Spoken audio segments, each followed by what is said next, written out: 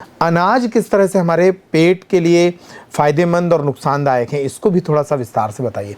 और अनाज की जगह कोई और ऑप्शन भी है क्या? अनाज की जगह और दालों का भी इसमें जोड़िए। राइट। सबसे मुख्य कारण है कि मल्टीग्रेन का कि एक गेहूं है। गेहूं में क्या होता है, ग्लूटीन करके पदार्थ होता है। बार्ले हो गए, गेहूं हो गए, जिसे बीट बोलते हैं।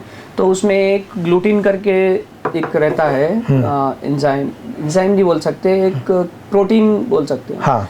तो वो क्या है कि उसकी एलर्जी ज़्यादा पाई गई है उस चीज़ से।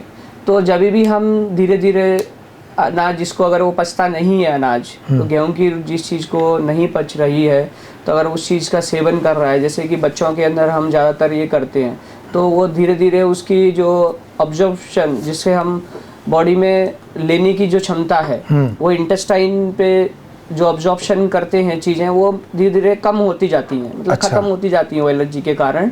तो उससे फिर बाकी की चीज़ें प्रभावित हो जाती हैं। बाकी की चीज़ें इन द सेंस की अगर अब्जॉर्प्शन ही नहीं, बॉडी में अगर कोई चीज़ लेने की जो अगर नहीं ले सकते उस चीज़ को, तो फिर बॉडी में लगेगी कैसे, जैसे नॉर्मल भाषा में बोला जाए तो इसलिए ग्लूटीन एक जो है कि वो विलस रहते हैं बॉडी जजुनम में, तो उनको ख़राब कर देता है वो। उसकी वजह से फिर न्यूट्रिशनल डिफिशियंसी स्टार्ट हो जाती है। तो ये ज़्यादातर बच्चों के अंदर ज़्यादातर पाया गया है कि बच्चे मानसिक रोग से ज़्यादातर जूझते हैं। अच्छा। यस।